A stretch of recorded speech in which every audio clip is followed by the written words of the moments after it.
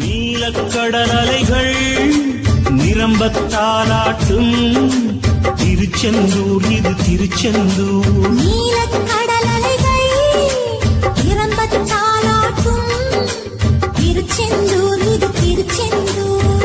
ஆழிப்பேரலை அடங்கி நடந்தது அது எந்தூர் இந்த திருச்செந்தூர். ஆழிப்பேரலை அடங்கி நடந்தது அது எந்தூர் இந்த திருச்செந்தூர்.